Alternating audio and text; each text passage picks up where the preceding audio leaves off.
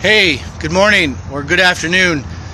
This is Scott doing a live from Wayne State University. I've been here all morning having conversations accompanied by my friend Ruben and Jason.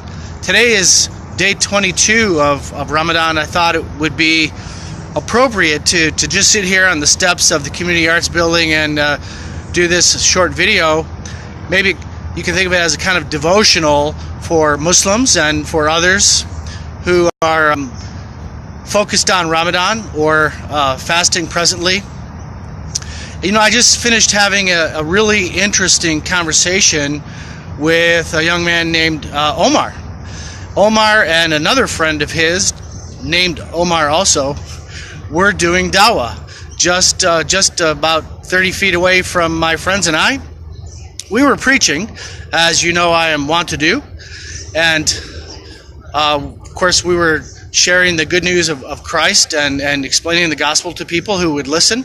And there were Omar and Omar also talking with people about Islam and the virtues of Islam in their perspective.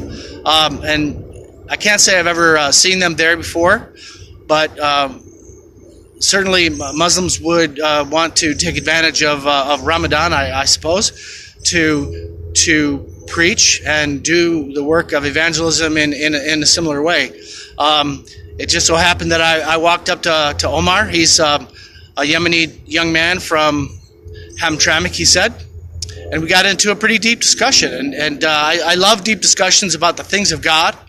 So that's one of the things I respect about Muslims is to Muslims, God is relevant, and these kind of conversations are relevant. You know, they matter.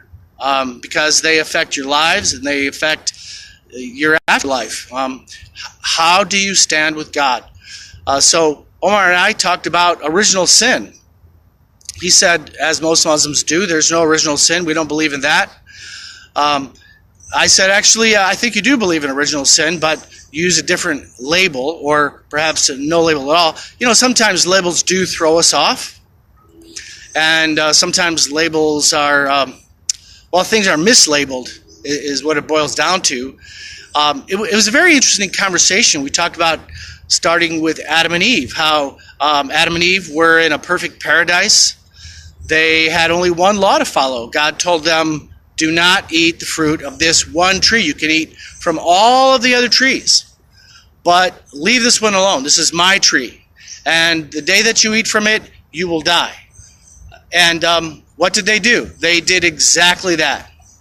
They ate the fruit from the forbidden tree. Now, Omar was the one telling me this story. It's similar in the Bible and in the Quran. So Muslims and Christians have similar beliefs. And he called it a sin. He called it disobeying God. I couldn't agree more. I heartily agreed.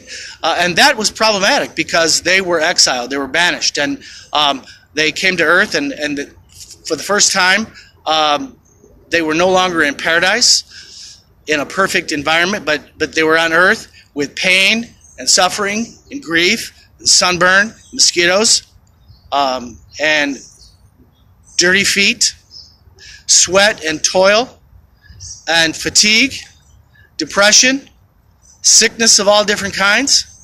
For the first time, all of humanity was subjected to the hardship of the real physical world.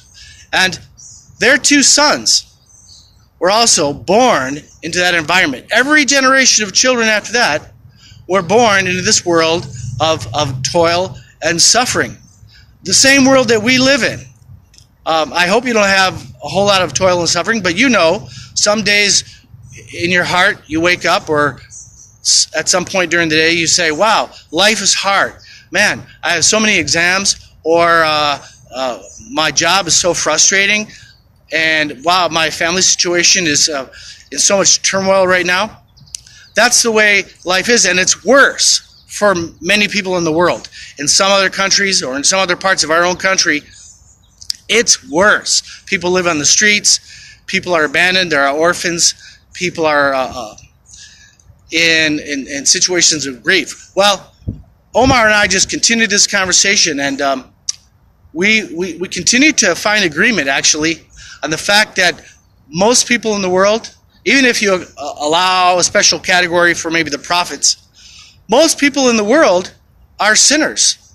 Most people cause their own troubles and their own pains, let alone the things that other people do. We live in a world where we experience our own foolishness, our own anger, our own jealousy, like Cain had for Abel. And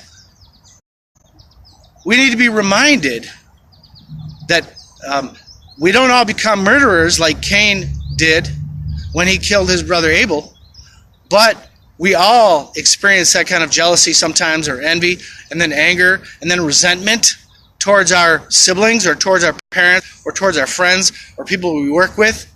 Okay? These become endemic to your own human situation. And it's inescapable. Now, of course, we try all kinds of different things to address our own inner turmoil, or resentments, or misgivings. And hopefully, we don't become murderers. Hopefully, we don't become those of us who might assault someone else. But lots of people do those things. And there are regrets. We live with regrets. We look back in our past and we wish, I wish I didn't do that.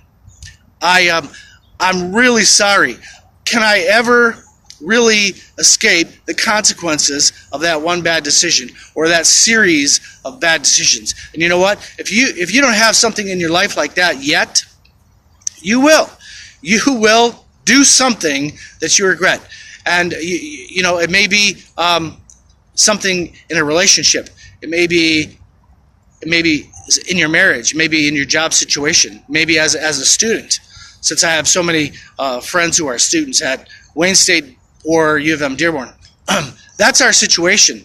Many Muslims are fasting during this time, and I hope that as they are fasting, they're not patting themselves on the back because of their righteousness, or because of their virtue, or because of their self-discipline.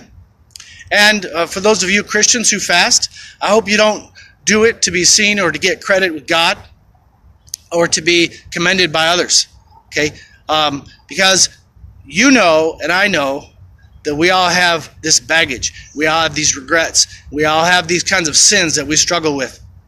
And that's why Christ has come into the world, to address our problem of sin, to address our frailty, to address our condition of being warped and stained and broken and mixed with all kinds of competing motives and desires that even we don't like. We disapprove of our own internal conditions sometimes, oftentimes.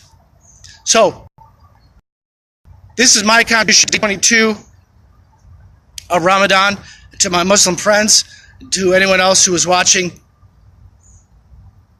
Jesus did the ultimate fast. And it wasn't just his 40-day fast, it was his life. His lifestyle was a life of fasting. And when he went to the cross for you and me, that was a type of fasting.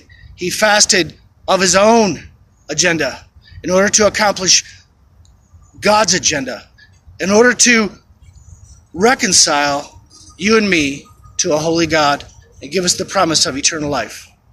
Bye.